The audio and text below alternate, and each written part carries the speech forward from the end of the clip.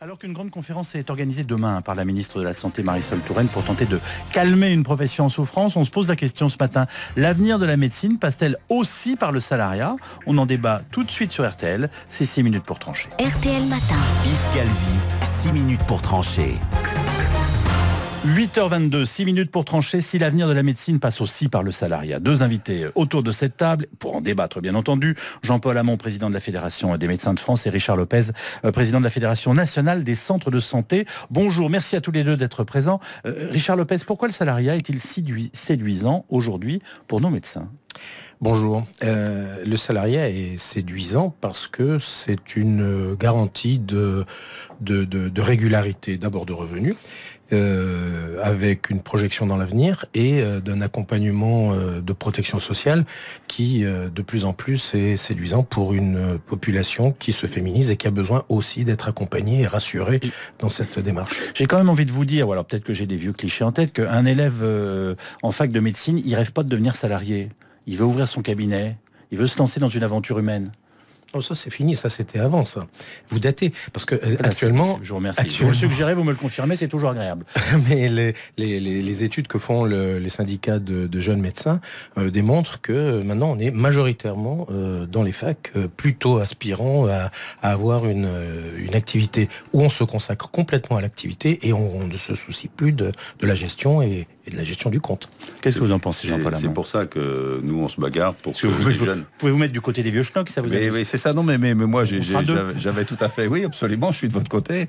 Et c'est pour ça qu'on se bagarre pour que les jeunes connaissent l'exercice libéral lors de leurs études. J'espère que la grande conférence nationale qu'on va boycotter généreusement demain va décider que enfin les jeunes devront lors de leur cursus universitaire faire un stage en libéral pour connaître l'exercice libéral et ne pas avoir peur de s'installer. Vous dites la féminisation, mais dans mon groupe médical, sur 5 médecins, les 2 dernières installées, ce sont des femmes qui travaillent comme nous, qui se sont organisées, qui ont fait que, effectivement, on a diminué un petit peu nos horaires parce qu'elles nous ont regardé comme si on était givrés, parce qu'on prenait encore des rendez-vous à 20h le soir, et dit c'est fini, donc on arrête déjà à 19h. Pour nous, ça a été un progrès, la féminisation.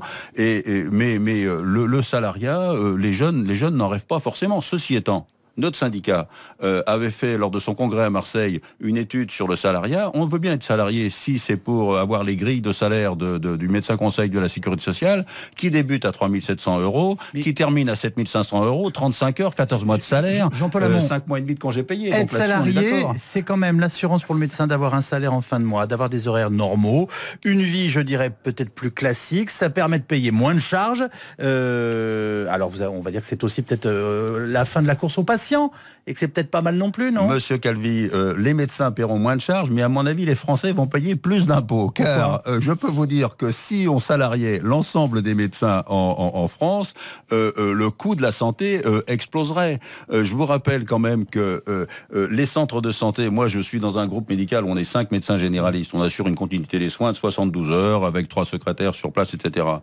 Parallèlement, à côté de chez moi, à 3 km de chez moi, j'ai un centre de santé où il y a 9 médecins.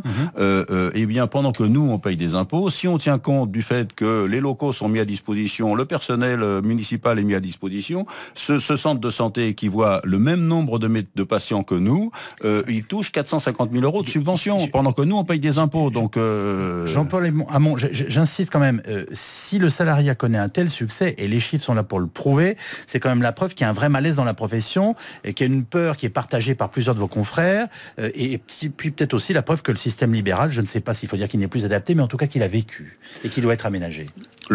Le temps libéral doit être, la médecine libérale doit être aménagée. On le disait, là aujourd'hui, on est en train de préparer nos assises nationales quand on va boycotter la conférence de la santé. Le point sur lequel on est tous d'accord. Tout le monde est au courant. D'accord, c'est bien, d'accord, merci. La ministre. Et alors, oui, j'espère aussi. Mais on est d'accord sur un point. La protection sociale des médecins libéraux est scandaleuse. La maternité, la couverture sociale, la retraite, tout ça c'est scandaleux. Et c'est un des points sur lequel on doit se bagarrer et sur lequel on est d'accord tous les syndicats de médecins. Richard Lopez, dans un instant, on prendra un auditeur, mais est-ce qu'un médecin qui devient salarié ne risque pas de perdre, je dirais, son indépendance ?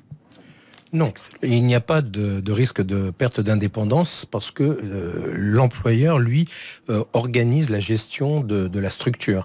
Le professionnel de santé, lui, organise la relation avec le patient. Et contractuellement, de toute façon, le Conseil national de l'ordre des médecins y veille, c'est dans les contrats, et les médecins sont assez sourcilleux sur ce détail, qui n'en est pas un d'ailleurs, exige, et c'est inscrit, le respect du droit de prescription, d'organisation de la consultation se fait. Oui, c'est ce qu'on dit toujours avant. Non, mais et après, dans les faits, ça se passe pas comme ça, c'est pas vrai. Dans la vraie vie, c'est pas comme ça. Non, enfin, en tout cas, moi, dans tous les centres de santé que je connais, j'en connais beaucoup, les professionnels de santé ont réellement leur indépendance d'exercice. Et je dirais, ils le sont d'autant plus que, d'une part, ils ne sont pas assujettis à des pressions économiques, notamment des laboratoires, et en plus, ils ont un travail d'équipe qui leur permet, ensemble, d'aborder cette question qui est vraiment portée par l'équipe médicale. C'est mieux d'avoir des médecins fonctionnaires que de résister au laboratoire ? Le terme de fonctionnaire n'est pas particulièrement péjoratif. En tout Dans cas, ma bouche, ça ne l'était pas. Mais... Personnellement, je suis fonctionnaire territorial employé par la ville de Saint-Denis et je vous garantis que c'est pas trop négatif. On donne la parole à David.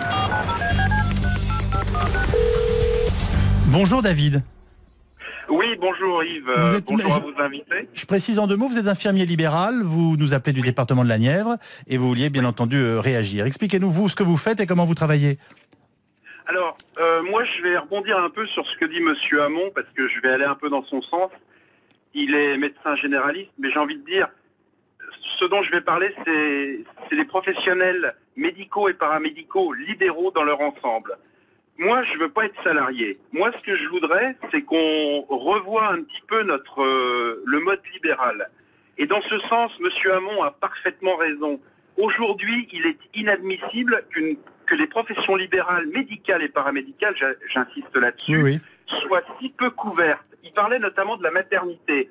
Il est aujourd'hui, et c'est étonnant de voir aujourd'hui une infirmière libérale, par exemple, qui va peut-être renoncer à faire un enfant du fait que sa couverture maternité va être vraiment très mauvaise. Alors nous, ce qu'on veut, c'est pas être salarié. Nous, ce qu'on veut, et je pense que M. Hamon va comprendre ce que je veux dire, nous, ce qu'on voudrait, c'est que notre profession soit, l'exercice libéral tout au moins, soit revu. C'est-à-dire qu'on nous assomme pas comme on le fait avec les charges. Je parle de l'URSSAF, je parle de nos caisses de prévoyance, de nos caisses de retraite. Et je voudrais qu'on ait un peu plus de considération pour le monde de la santé qui exerce en libéral. Vous savez, là, je suis en train de faire mes visites. On est comme les médecins généralistes, on assure la continuité des soins. Nous, notre cabinet infirmier, il travaille 24 heures sur 24, 7 jours sur 7. Noël, jour de fête, etc. On est comme les médecins, on est comme d'autres professionnels libéraux, médicaux, paramédicaux. On a besoin de reconnaissance. Et je pense qu'il faut vraiment qu'on se batte pour que notre exercice soit reconnu et qu'on arrête d'être assommé par ces charges. Le témoignage de David, infirmier libéral, qui allait dans le sens de Jean-Paul Hamon. Vous entendez ce que vient de nous dire dans la Nièvre, où il y a une maison de santé pluridisciplinaire qui avait 4 médecins il y a encore 4 ans à Château-Chinon et qui est fermée actuellement sans médecins. Maison de santé pluridisciplinaire qu'on veut financer actuellement avec des mutuelles et avec des laboratoires. Pfizer met de l'argent dans les maisons de santé pluridisciplinaires. Alors là, bonjour l'indépendance. Bonjour l'indépendance. Vous avez eu raison d'en parler. Un dernier mot de Richard Lopez. Est-ce que vous pensez faire venir à vous les jeunes médecins? C'est-à-dire que est-ce que c'est une profession qui est en train de changer et qui sera peut-être plus attirée par le salariat? Je vous demande une réponse courte. Je ne cherche pas à les faire venir, ils y viennent déjà. Et je n'ai aucun problème, où que ce soit, y compris dans la Nièvre, puisqu'à Château-Chinon, c'est un centre de santé qui va être ouvert, pour faire venir de jeunes médecins remplacer les vieux qui partent. Ils y viennent pas partout, parce qu'on sait que justement la cartographie ou la géographie de la médecine en France est beaucoup plus compliquée. En tout cas, en tout cas, ce débat va continuer de vivre sur notre antenne. Merci à tous les deux d'être venus débattre ce matin, Jean-Paul Hamon, Richard Lopez.